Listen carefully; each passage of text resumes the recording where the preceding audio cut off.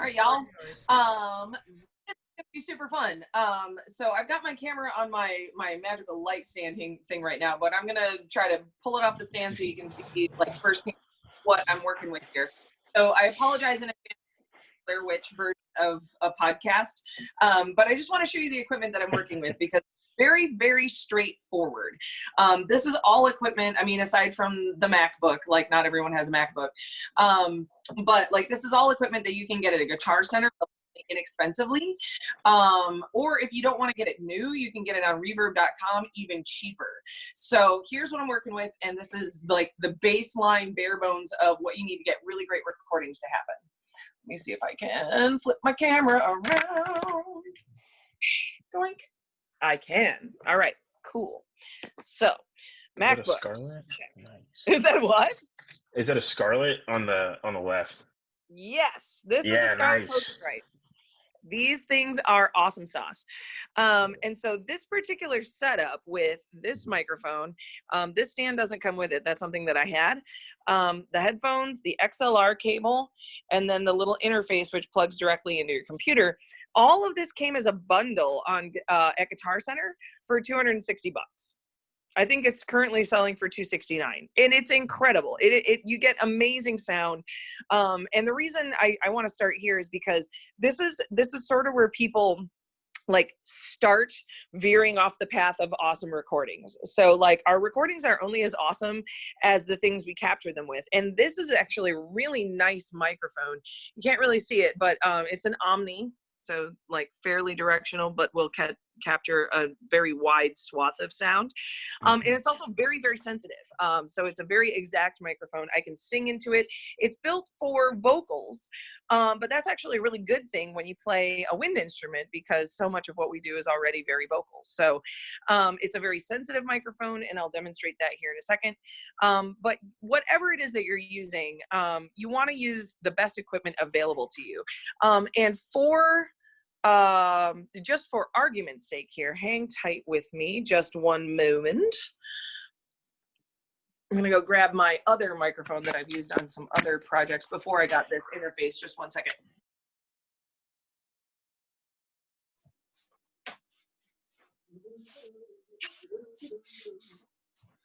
It's back here.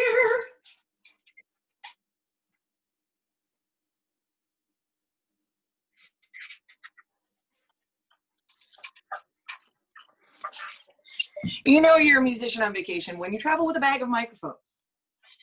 So this is a much more cost-effective option for those that don't want to spend like $270. This is the M Audio Studio setup. It's super cool. You can plug your headphones right into the front of it, and those act as your monitor. So you can run everything just through this microphone. And it's a USB. You can just plug that bad boy straight into your computer and get really nice sound.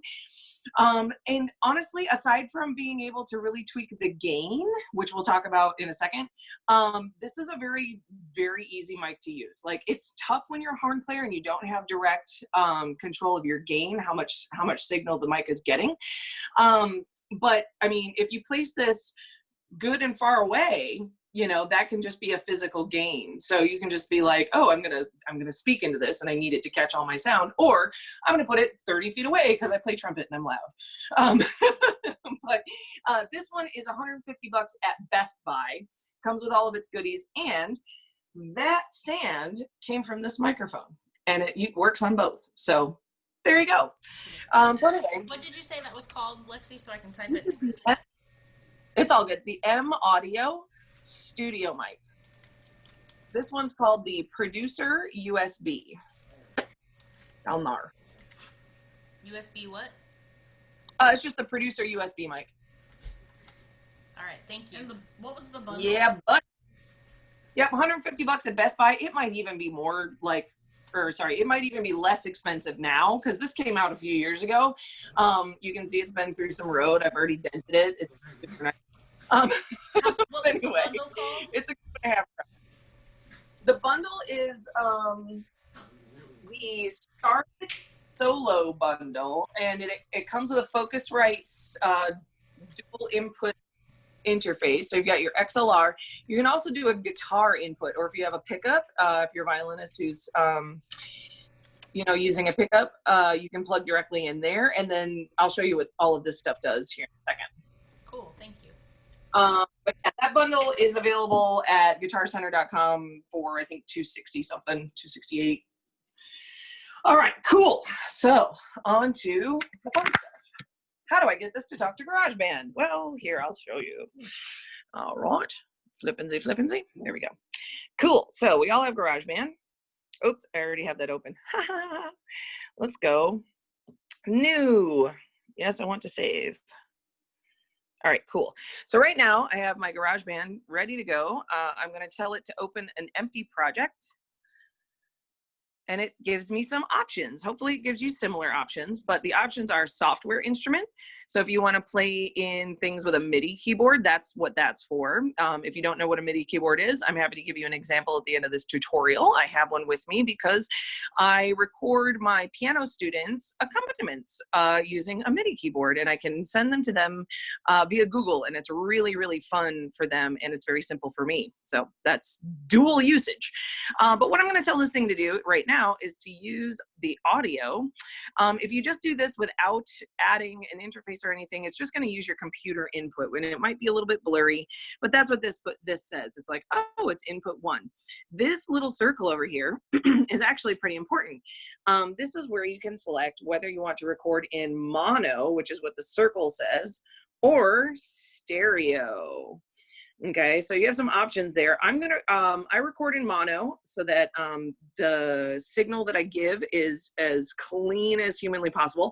But then some people prefer to have stereo so that they can do creative things with panning and other effects. But for right now, we're just gonna tell it to use the input that we have, and I'm gonna say create.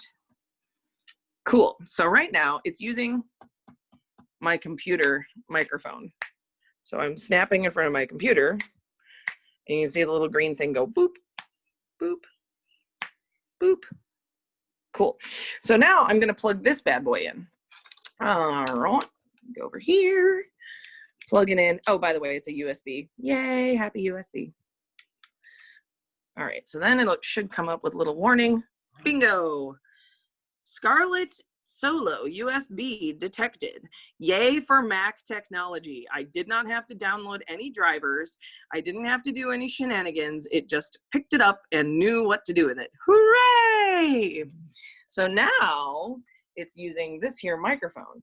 But if we look down here, so on this interface, we have a couple of different controls. Darn it. Okay.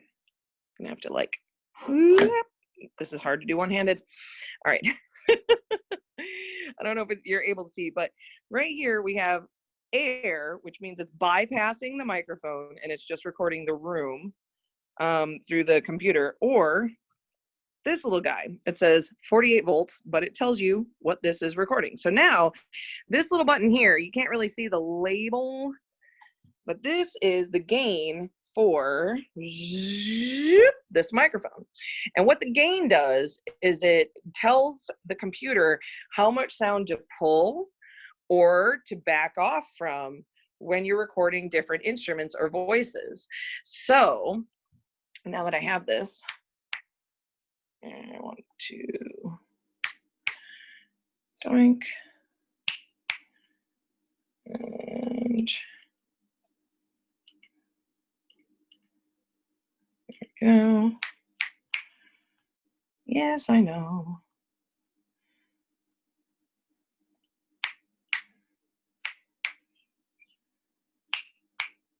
Cool. All right. So I just had to make sure that they were communicating. So even right now, as I'm speaking, I turned the gain up pretty high, and it's picking up my voice. That's what you're seeing here on the little green doodad. Doo, doo, doo. There's my voice. And if I turn it way, way up, oh no, it's redlining. Ah, that means you're peaking. And when you peak, that produces like really terrible sort of distorted sound, which is very ugly and not very fun to listen to. So for my gain, for my trumpet, I put it way down here.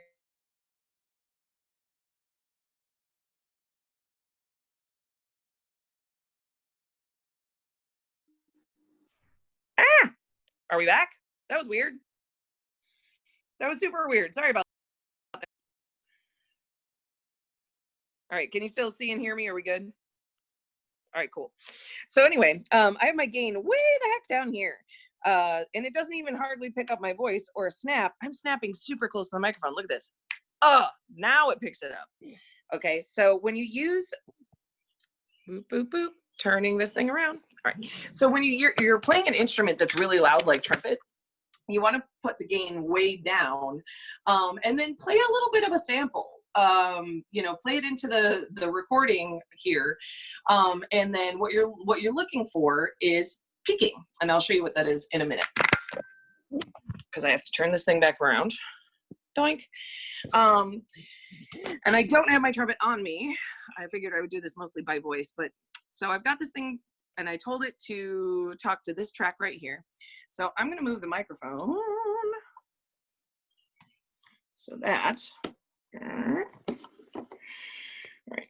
I'm just going to demonstrate what peaking is. So I'm going to tell this thing to record me really quick, and I'll show you what a peak looks like. So, la la la la la la la la la la la la. Okay, that is not a friendly waveform. When you send people recordings and your waveforms look like this, your engineer will probably cry because there's nothing they can do to help this at all. Even if they compress your waveform, they're still not going to get that within healthy parameters. Okay, so now I'm going to turn the gain back down, and I'm going to do exactly the same thing, but you'll see that it will not peak.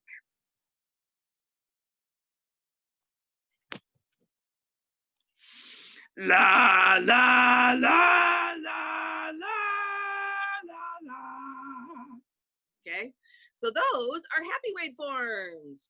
They are well within the range of acceptability for someone who is mixing something. They're not too loud and they are not too soft. Here's another problem.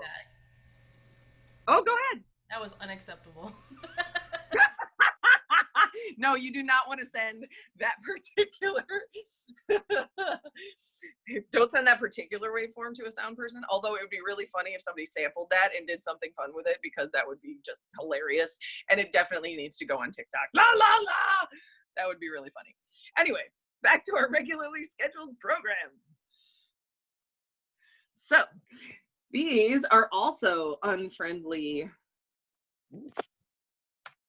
waveforms. I'm going to tell it to record, and then I'll show you what a really sad, weak waveform looks like.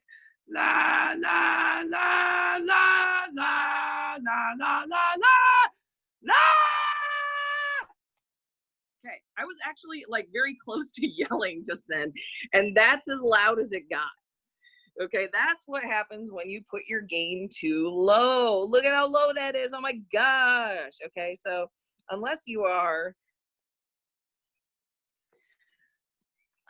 a vocalist and you're going to sing like Billie Eilish right next to the microphone, you don't need your gain that low.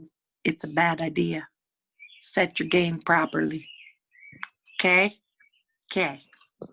Anyway, so that's a little lesson in gain, and that's how you control it, and that's the beginning of making your track, making your instrument's voice sound really, really good on recording.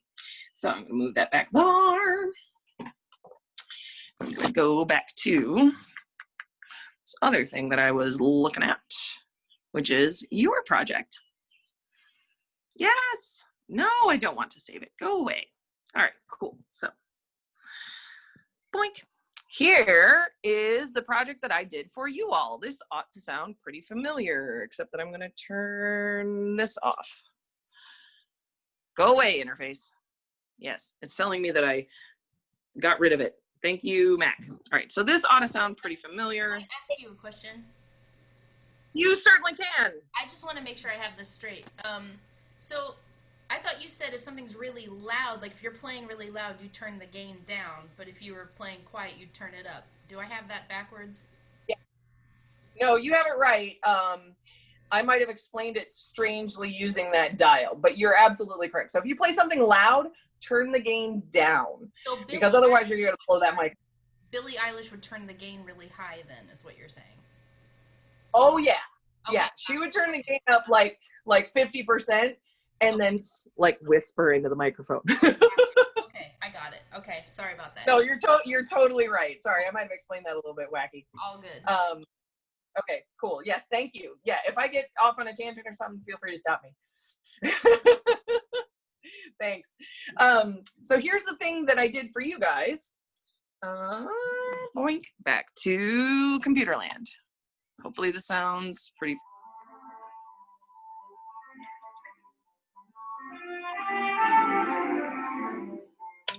All right, sounds familiar, right? Okay, so the way I did that, the place that I started was this thing here. So if you look really closely, it's labeled Children's March Over the Hills and Far Away, yada, yada, yada, blah, blah, blah. Okay. I'm just gonna put out a little disclaimer. The thing that I use to do this is questionable. It's an audio isolation app that allows you to take audio only from YouTube, which theoretically should be fine. If it's on YouTube, then people have permission to use it, right? Sure. But then there's some sort of interesting legality regarding how we use that audio. Now we had Alex and Braxton stole the audio from that video as well. So we made that accessible for everybody. They do have a copy of that stolen audio now. Awesome sauce. Okay, cool. If you needed it isolated, I could have sent it as well, but I'm glad that y'all figured that out. In case you want to know what I use this thing. It's down here. It's called Media Human, and it is fabulous. So you can just copy your link and throw it into Media Human. It'll pull the audio and it'll pull it straight onto your computer. It's pretty fabulous. So you just go up here and you paste your link, which is what I did with this, and then I downloaded it, and then you can go find it in your Finder folder, download folder. So anyway, that's that. So that's what I pulled in here, and I gave myself a little bit of leeway. Like you can, I edited this out of the recordings, but you can see the space between this, the original audio, and this, my recording starting place. So I'm going to put all the trumpets in, and I'm going to pull all the reverb off of it. Wait a minute. Yes, verb. Goodbye, verb. So I'll explain this in a moment. But what I'm doing is I'm drying up the entire track just for a minute. Cool. And then I'm going to go down here. So each individual track, when you use GarageBand, has a lot of different cool settings that you can use to make your tracks more listenable or to alter them in ways that, you know, allow them to blend with different ensembles and what have you. But when you send recordings to other people, you want them to be as dry as possible so that they can do with as they please, add the verb or don't add the verb, add effects. And so what you do in your master settings is you go down here, master, and you go to this little lever right here and you turn it off. That's there. And then you go to EQ, sorry, going through a couple different things here. Doink, master, track, oh, controls, EQ, boink, and there, and good. And there we go, cool. So you wanna go to your effects, which is on another, when you select your track, go to effects, turn that off. There's a little switch button here, boink, it's on, boink, it's off. And there's lots of cool things that you can do in each one of these different sub menus. This particular effects menu allows you to add echo. So you can make more or less time out of the echo. You can tell it to repeat a certain section. You can tell it to change the color, make it brighter, make it darker, and change the volume of the echo. But we want to turn that the heck off because it's only going to get in our way. And then you're going to go over, this is all under the track listing, by the way. So when you've selected your track, you go to the track menu, which automatically comes up, and you turn that off. So you're going to go back over here to output. You're just basically going to check mark each menu and turn those things off. So I'm in the output. This is another set of effects. This allows you to mix your lows, mids, and high frequencies. So I have them all down the middle just because I'm a high voiced instrument, but I like to keep my EQ pretty stable. That way it doesn't get too bright and it doesn't get too dark. But if you are a bass voice, you might want to minimize your highs. You might want to turn this down on your output just to make your sound a little bit warmer. And you can tinker with these things. These are not things that are, hard and fast. There are, I'm sure there are plenty of sound people that would tell you there are rules, but there really aren't. Basically, you tinker with the sound until you figure out what you like, and then you roll with it. So for the purpose of recording, though, we're going to turn that off. We're going to make sure that nothing is being altered in ways that we don't want it to be altered. And our EQ is clear, so that's fine. All good. All right, cool. So I'm going to unmute these guys. All right, this is another important menu to know about in GarageBand. It's up here. It's called Mix. And I right now have Show Automation selected. I'm going to tell it not to do that for the moment, just so that you can hear what I just did. So this is the full trumpet section. And these are parts that I just recorded using my interface. That I layered on top of the existing recording. Before I go on, does anybody have any questions about recording over your sample recording in GarageBand? Does anybody have any questions about how that works? Hearing none? Well, so like, is there a record button that you'll press to record into it? Okay. Yeah, totally cool. I just didn't know how much we knew or didn't know. So that's why I'm asking. So in order to record in GarageBand, I will flippin'-z. There is a magical red button up here. This will allow you to record. You can record from any point in any tune at any time. So let's say that I want to record trumpet 1 top divisi, but I want to do it like down the road. Oh, look, I did that. So what I did was I set my cursor to right before where I wanted to record, and then I hit record. And it allows me to record over everything else in that specific place. In order to undo that, this is magical. Everyone should know about this on a Mac. Control Z undoes what you just did. So if you make a mistake and you're like, oh no, I just lost that amazing thing that I just did, Control Z will save you. It'll only save you within 10 edits though. So if you mess up and you keep messing up and then you keep messing up and keep messing up and keep messing up, well, there are limits. So just know that Control Z has a memory stop at like 10 different edits. And it'll literally undo anything. If you adjust a volume, it'll undo that volume adjustment. If you adjust an echo, it'll undo that echo adjustment. It applies to every single thing that you can alter in GarageBand. So not just recording, but that's how you do it. You can also tell it, let's say, now this is all, again, sort of based on the idea that we have a proper tempo and a proper key in here. When you set up a new document in an ideal world, you should know the exact tempo and the exact key and the exact meter. But since I was lazy and I wanted to get this done really fast, I didn't alter any of those things. So if I alter them now, it'll actually alter the entire playback of my document. So I'm not going to alter them now. But one of the cool things about GarageBand is that you can go up here to the record menu and you can tell it to give you a count in. Isn't that snazzy? So if you really feel like, oh my gosh, I'm really not sure I'm going to get that entrance, tell it to give you 2 bars. And now this happens. So I've got it set to a blank place in my recording. I have it set to the trumpet 1 first divisi, and I'm going to tell it to record, and we should hear some type of click.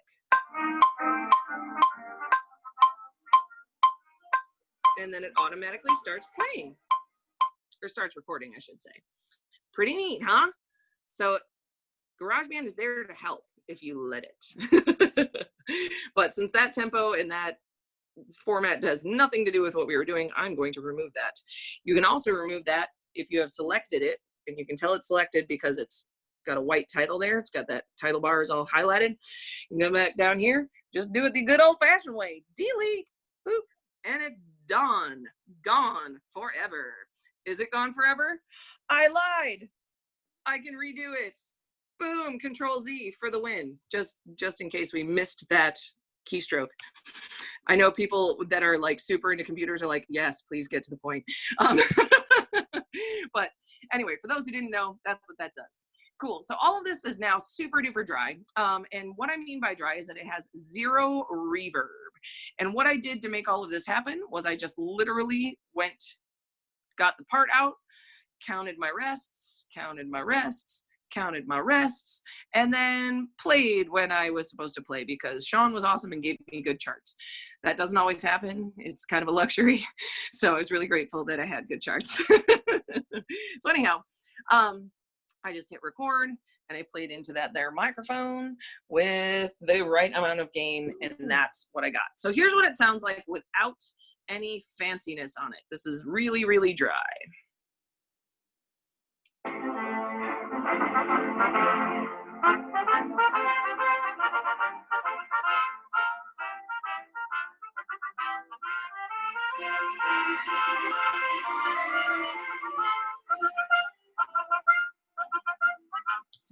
So you can tell it's dry because it doesn't quite match the orchestra. The orchestra by itself has a little bit of reverb on it. Reverb is that nice warm sound you get when you play in a nice big room or something. So without fussing with any of these controls down here, the ones that I deliberately turned off, you can actually tell GarageBand to automate your reverb, which is cool. You go up here to the mix menu. You go to show automation, and now each track has a cool pull down menu. And right now I have them all selected to reverb. I can even adjust the reverb and the volume of the master track if I wanted to, the orchestra backing track, but I'm not going to futz with it right now. So I have added, and before I sent this to Sean originally, I added some reverb, and here's how I did it. So you want to double click on the blue line, which shows up when you select reverb. If you select something else, let's say you select volume. Right now there's no volume line, but as soon as I click, oh look, I get a volume line. And the volume is yellow. Might look kind of brownish depending on your computer screen. But anyway, that's how you start that process. I'm going to come back to reverb. And when you double click the line, whatever line you're using, volume, reverb, echo, it creates a point. And in order to automate it, you have to create another point and then click and drag that point to your desired reverb setting. Now, there are indeed, let me select that again. So it gives you an actual quantifiable amount of decibels and, position in the song. I mean, unless you're really, really, really into audio editing, you're probably not going to need all that information. It's all nice and relative though. So like the higher the line, the more the reverb. So just to demonstrate that, I'm going to solo this track really quick, which is going to be hilarious and embarrassing, and I don't care because it's an example. So here's what this track sounds with no reverb.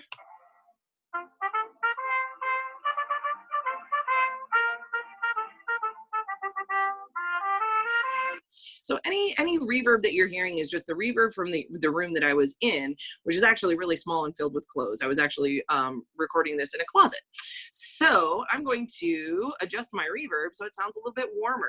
Ideally, when you adjust your reverb, you want it to, when you're using reverb and you're doing it with a backing track, you want to match the backing track so you sound like you're already playing with the ensemble. So here's just a little bit of reverb, just enough to warm it up.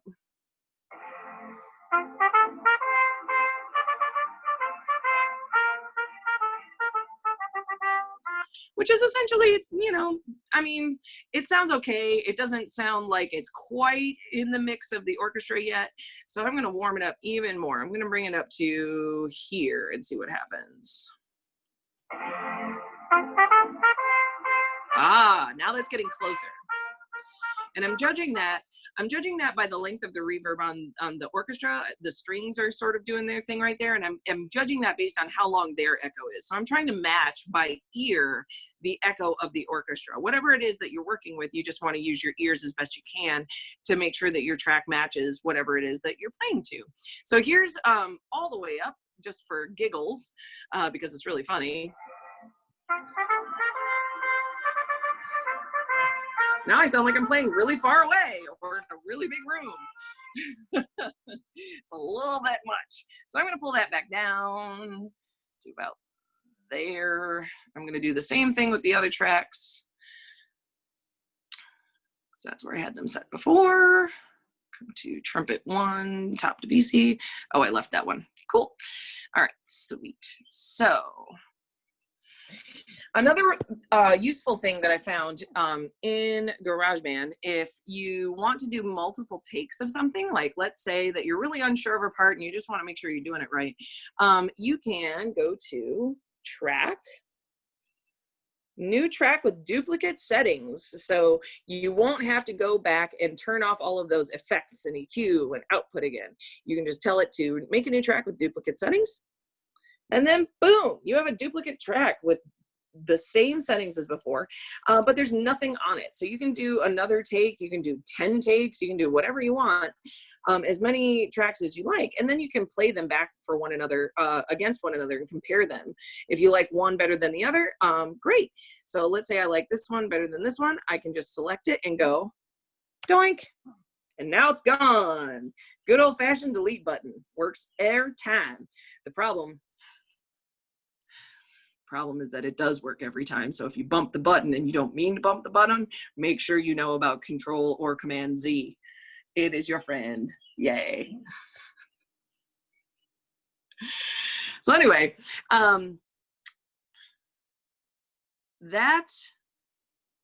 now let's hear everything. I'm going to tell it to play all the tracks all at once with the verb that I added.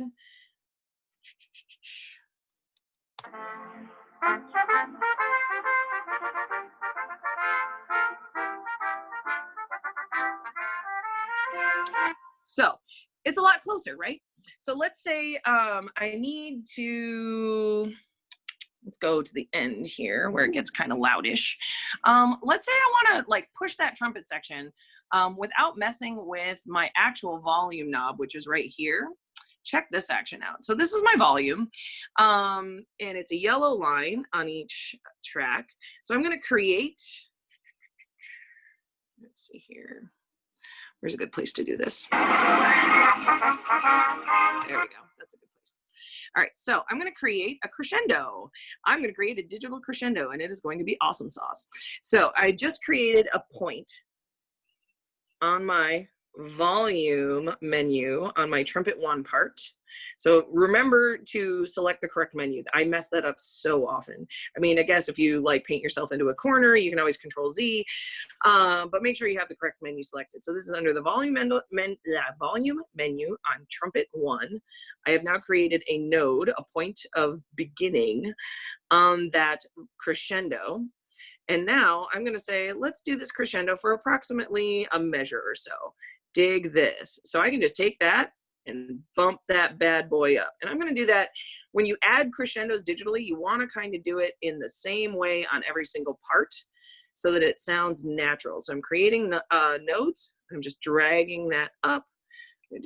Oh, I don't have that done on. Oh, wait. Control Z, Control Z. I did not change menus. See, I told you I do this all the time and I totally messed it up. So we're going to make that a thing. Here we go. And come down here to volume and do the same thing. We're going to generate a digital crescendo. There we go. Cool. So now you can see that all 3 tracks are going to crescendo at the same time. And we're going to leave the orchestra as is because the orchestra does a good job of crescendoing. Yay, London Symphony. Okay, but I'm just going to generate a crescendo here because I can, and just to show you how that works. So I'm going to play it back from here so you can watch and hear watch these volume knobs over here. This is going to be pretty cool. You're going to watch them move by themselves. That's why it's called automation. But here we go.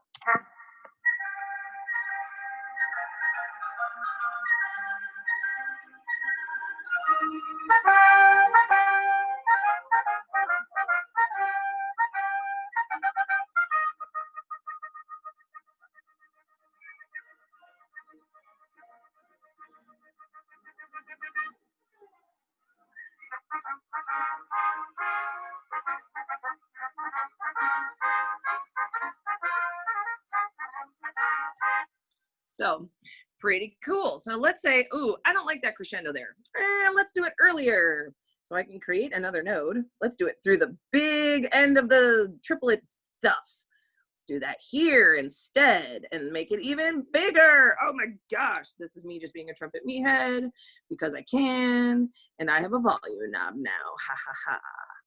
So I'm going to crescendo all of that. So I'm now starting the crescendo earlier. I'm adjusting this so that it looks like a natural sort of wave. And this is going to be an even bigger crescendo starting earlier. I've now created a node that is a little bit earlier.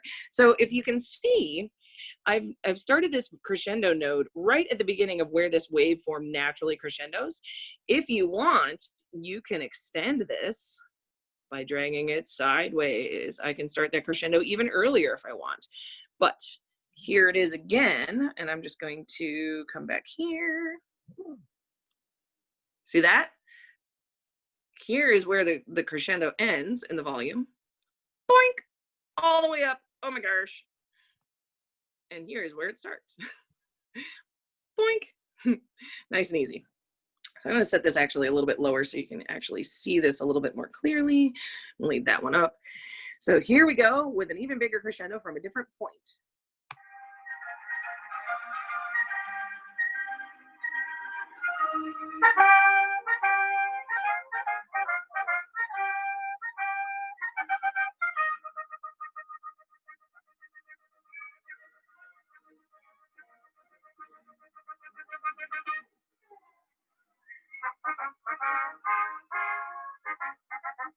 Ta-da! Now here's the other reason why gain is so darn important. You see how those volume knobs are all the way up? Even with them all the way up, my signal will not peak. The volume will stay in the green. Just check that out one more time.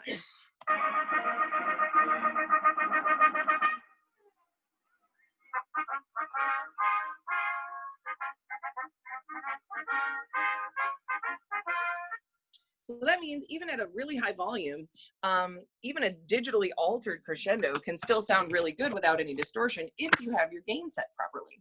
I just want to sort of pause and give you guys an opportunity to ask any questions that you might have so far. If you've like picked up on something like, wait a minute, okay, so how do I do this? Does anybody have anything so far? No, not a darn thing. I would just ask, since just kind of like, so did you record when you recorded it? You recorded one line with the main track playing, and then you just layered on each track over the ones that had already been recorded. Is that just how you did that? Yes. Track each time. Mm-hmm. Everybody's process is a little bit different. Sometimes I like playing against myself in a section situation because I'm trying to blend and I'm trying to produce that sort of orchestral section sound. So that's something I did here. On big band recordings, if I'm playing lead, I don't want to hear the rest of the section. I want to hear just me and just the rhythm section. I want to hear that bass player. I want to hear that drum set player. I want to make sure that all of my pitches are like totally down the middle, and the rest of the section can figure it out. And if I'm the rest of the section, I guess that's me. But yeah, I like to do that way. If I'm recording it from the lead back down, or if I'm doing all of the other parts, I'll do 4-3-2, and then I'll mute all 4-3-2, and then I'll play the lead part by itself, and then see if I need to make any adjustments, or I'll do just lead and fourth trumpet. But most of the time, if I'm playing lead just with the rhythm section, it's fine. It doesn't really need any futzing. But there are many ways to futz in GarageBand, as we have now learned. So everybody's process is different. So I'm sorry. I have a quick question. Sure. So in that video that Sean had showed us, did you use GarageBand for that and just like a separate video thing, or? No, actually, that was in iMovie. And to explain more about how that works, that actually was a little bit of a team effort. Jay is my boyfriend. He's been here at the cabin with me, and he helped me get all of that synced up in iMovie. But it's the same sort of drag and drop process. So you just sort of drag your audio clip in there. You drag your video clip, which you record separately. So I just recorded a video using my iPhone here. And then I just sent that video to my iPad, which you can do through Google Drive. You can do it through AirDrop. There's a lot of different ways that you can get your video to your computer. Or you can just take the video on your computer. The computer video camera works really nicely. And you can record directly into iMovie if you want. But I just did it using my cell phone. And then I synced them up. Well, he synced them up in iMovie. Did you take? Okay, cool. That's what I was wondering. Yeah, absolutely. Normally, if it's a little bit shorter project, I'll just do it all at once using an app called Acapella. And it's a paid app, but it's really, really useful, especially if you're under a deadline. And you're like, oh, I got to get this out like today. It's a nice little program, or it's a nice little app that sort of cuts out all of this computer interface microphone shenanigans, and lets you do everything on your iPhone, video and audio at the same time. And I'm sure Sean has I think I've sent you a couple of different acapella things. If I haven't, I'm happy to send some of the projects that I've done. But I've got stuff where I'm singing, stuff where I'm playing and singing, and if you want to check them out, they're also on my Instagram at LexSigs with a Z, if you want to go check that out. But yeah, that can be a really easy, that's my preferred way to do video and audio. The catch is that the longer the project is, the longer it takes to buffer and render, and it might get a little dicey near the end as to whether or not it's actually going to upload.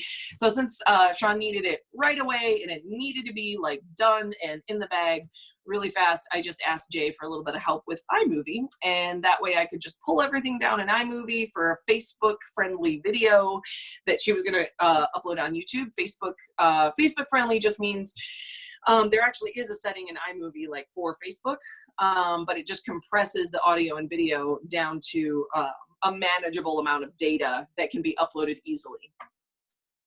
So does that help? Lexie, when you recorded those videos in iMovie, did you then upload those to GarageBand and it just took the audio from it, or did you record the same tracks several times so that you could have an audio track and then the videos? So what I did to get those videos to come out that way is I took the backing track from the orchestra and I recorded trumpet 3, 2, 1, and then the trumpet 1 divisi. And then in order to get each individual track, I just left them all without any EQ, any effects, any verb, and I pulled each individual part with the orchestra and without the orchestra, which is what's in that folder. And then for the video, I took the warm one, the one that I added reverb to, the isolated part. I pulled that audio track individually from GarageBand into a WAV file, put that WAV file into iMovie, and then just separately on my cell phone, I recorded myself playing along to it so that my fingers would sync up and people could see me. And then we took the video separately with no sound and synced it up to the audio that I had already mixed in GarageBand. So it looks like I'm playing exactly what was there. And I mean, I am, but I was not doing those two things at the same time. That is a great question. Yeah, that was one of the things that I was wondering, because that was what I was trying to figure out with, because I have Pro Tools. Oh, and yeah. So I was way better equipment. You're good. Yeah, and I was doing audio recording and things with that, but then I also was doing iMovie, and I was like, okay, so how can I get these to go together? But that's okay, I get it now. I mean, it took me a while to wrap my head around it too, because I don't do a ton of video like that. Like I said, my preferred app is acapella, just because it's so user friendly. It's everything all at the same time, and I don't have to worry about lining this up or syncing that up or nudging this way. It's all a bunch of headache that I don't want to deal with. But Jay was super helpful and helped me deal with it. Yay! So that's how we did it. Does anybody else have anything else with GarageBand or the interface or anything? I have a question. Oh, Yes. Sean, go ahead.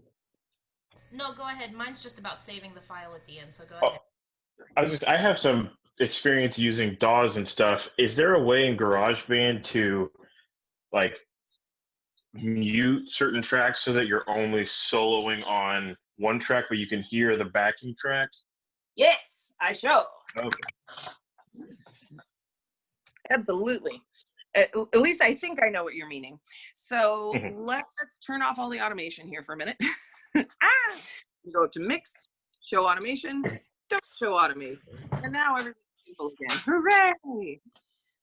So I'm going to go back to the beginning here. And let's say I hate all of these tracks. They're terrible. I don't like a single one of them. I'm going to mute them. Okay, yeah.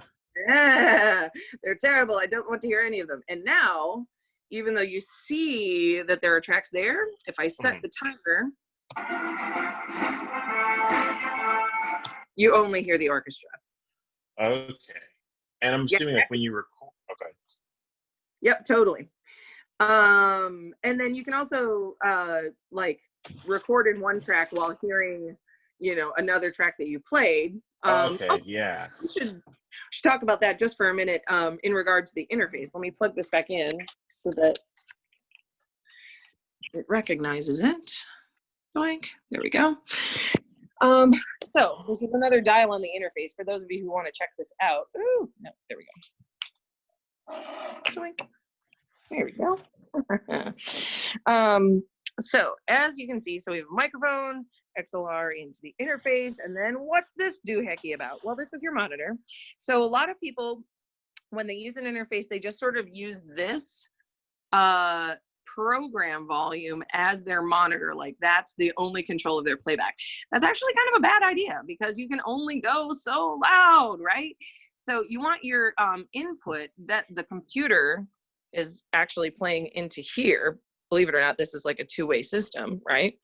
You want that to be sort of in the middle. And you can adjust the individual volume, like, oh, I want more orchestra. Oh, I want more trumpet 3. That's what these guys are all about, right? So you kind of want this down the middle, just so you're not gonna blow your own like eardrums out. And then my computer volume is all the way up, but that's only for the purposes of this video. If I was not doing that, doing this on video, I would have it like in the middle. But so let's say I have both of those at 50%. Now this guy, and this is super cool, in the kit you get one of these bad boys, which doesn't seem particularly remarkable, but I think it is. So you got your adapter, right, from a regular old headphone jack, little bitty guy, to a great big guy, right? But this is threaded. So it I know, it doesn't seem like a big deal, but it totally is. So that will actually thread all the way down onto that bad boy so that you don't get, hang on, this is hard to do one-handed. So you don't get any dumb clicks or pops when you're using an adapter. That is a pain in the butt. Oftentimes when you buy aftermarket adapters that don't have threading, they're unstable. The signal becomes unstable when it's trying to transfer from one adapter to the other. So then when you put all of this in there, it's secure. It's not going to give you any clicks, pops, or other sort of weird sounds that you don't really want. So this guy connects to those headphones, which are again Scarlett, and they're in that package. It's super cool. But now you have individual control of just that monitor and nothing else. So like you set your mix here, like, oh, I want more trumpet 2, more trumpet 3, a little less trumpet 1, whatever it is. Set your volume here, your computer volume and your GarageBand volume, and then you have another means of controlling that individual volume. So, and you can do it in the middle of the recording too. It doesn't even matter. You're like, oh, I'm just not getting enough of that. Boop. hit your monitor, which probably doesn't seem like a huge deal, but boy howdy, hearing yourself and or the orchestra while you're recording is kind of a big deal. So there's that. Does that all make sense? Cool. There's one other thing that you can do if you want to get real fancy with your recording, and it's hard for me to demonstrate this over video, but I'll show you how to do it. Let's say that you're in a very well populated section, such as, let's say I'm playing trumpet 2 and there are 3 other trumpet players, and I really want to get an idea of what this feels like to play this in context. Like if I was sitting in the orchestra and trumpet 3 was on my right and I'm trumpet 2 and trumpet 1 is on my left, you can do that. Dig this. So when you go down here to your track listing, all right, so this is our master track, and we're going to keep that down the middle, because if I was sitting in the orchestra, I would feel like I'm just swimming a big old sea of sound. So we're going to keep that right down the middle. Trumpet 3 is on my right, so I'm going to take this knob here, which is our panning, and I'm going to pull that all the way over to the right. Now, when I listen to it in headphones, I'm only going to hear trumpet 3 in my right ear. Then trumpet 2 is going to be right down the middle. I'm not going to listen to that though, because I don't need to, because I'm trumpet 2 and I'm recording it. So trumpet 1 is on my left. So I'm going to make this pan all the way over to the left and make this pan all the way over to the left, so that now it sounds like trumpet 1 is on my left. Unmute that. Not that it matters, because you can't hear it in the headphones anyway. I'm going to unplug everything and see if it comes out in the stereo speakers, because I have left and right speakers. I don't know how well you're going to be able to hear this on a computer, but we'll give it a shot. So now what you're going to hear is the orchestra in sort of the center, trumpet 3 on the right, trumpet 1 on the left, and it should sort of sound like you're in the middle of the orchestra. Let's see what happens. Oh, wait. I left trumpet 2 panned in the center because, well, that's what I'm playing. There we go. Oh, sorry. I got to turn my speakers back up. That helps. I don't know. Again, I don't know with computer speakers how effective this will be. But, you know, you can try it.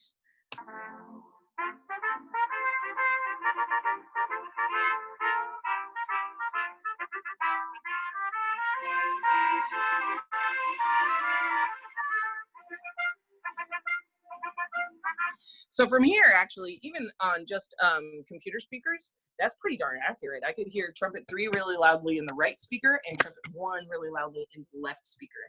So if you're trying to get that like full immersion effect of being in a section while not being in a section, that's a good way to do it. Record all your parts and then pan them accordingly so you really feel like you're in the middle of things.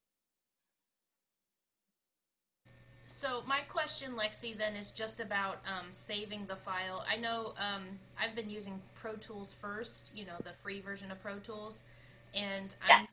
I know when you want to save it, like save the project to keep working on it, but then if you want to save it as like an audio file, you have to like export and bounce it, and it's this whole process. Is there a process like that we need to know about to save these? Well, like save it as a project, but then how do we save it as an audio file? Totally.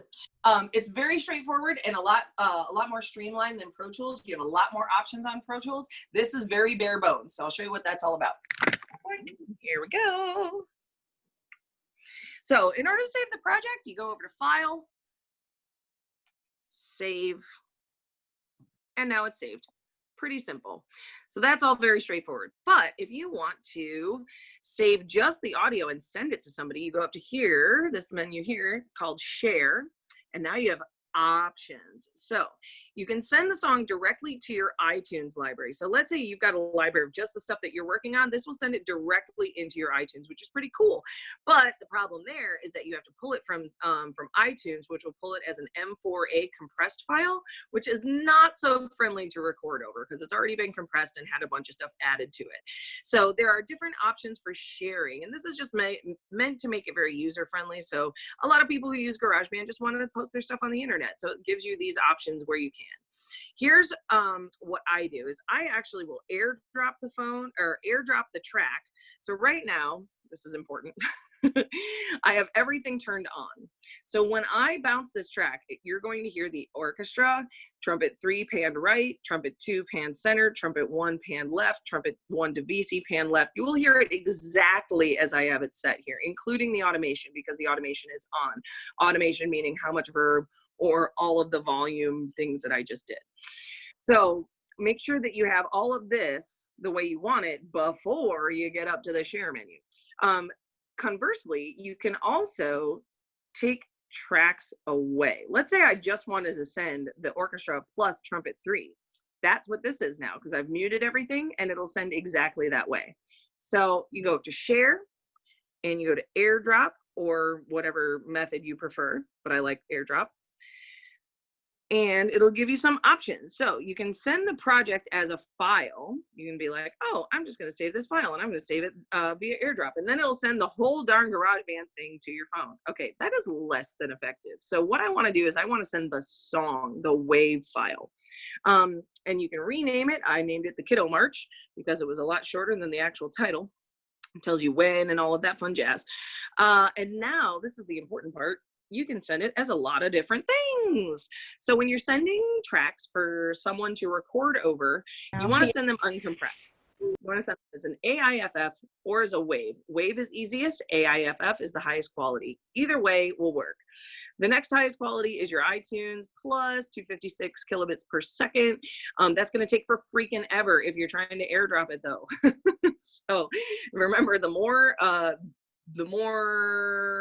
bandwidth you take up, the longer it's going to take. But the other side of it is that you get low quality video if you try to do it at a smaller bandwidth. So it's up to you whichever way you want to do it. But for the purposes of this project, I sent them as an uncompressed wave. So that's what I'm going to do right now. So I'm going to go uncompressed wave.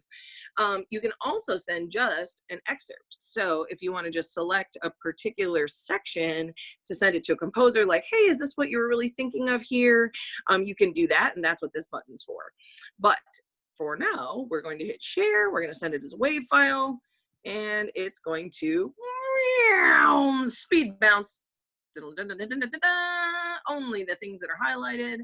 And now it'll tell me, hey, look, you can send it places. Now, since I'm using this, oh, good, it does pick it up. I can tell it to send it to my iPhone if I wanted. And then you hit send, and it'll come right up. And then from there, you can just send it any place. Is that what you were looking for? Does that help? Yeah, that's good. Okay, cool. Awesome. So what I did for your project was I just recorded everything just to streamline the process. And then I just muted the tracks I didn't want to hear, bounced those, and then just repeated the process, and then repeated the process again without the orchestra. And then I repeated the process again with reverb and the orchestra. So, I mean, I guess that's sort of the conclusion, unless anybody else has any like other specific questions about recording process and all of that fun stuff. Hopefully that helps with a lot of the basics, the meat and potatoes of recording using GarageBand. Yay, I'm getting nods. Love nods. Yeah, I think that gives us all a really good starting point for making some more play along tracks. Always happy to help. That's the equipment. And it's funny how like super straightforward it was. Like I always thought that recording equipment was very convoluted and like confusing. But it turns out it's a lot more like click, push button, yay, than I had ever dreamed it could be. Cool. Well, thank Awesome. you so much, Lexie. We really appreciate you sharing all of this expertise with us. You're so welcome. I learned it from that guy in the other room that you can't see right now. His name's Jay. He taught me a lot of the stuff. Tell Jay So, we say thank you. I'm happy to pass it along. Thank you, Lexie. You're welcome. I just wanted last thing. I looked up the bundle and right now it's $219 at Guitar Center. So Well, okay. a little cheaper than that. So yep. Right. That's super. Jump on it. It is totally worth it. If you're doing a ton of recording for people and making money doing it, it's going to pay for itself in no time. Nice. Awesome. Thank you, Lexie. You're so welcome. All right. We'll see you later then. Thanks, everybody. Thanks so much. All right, sounds good. Have a great night, everybody. Bye. Okay, bye.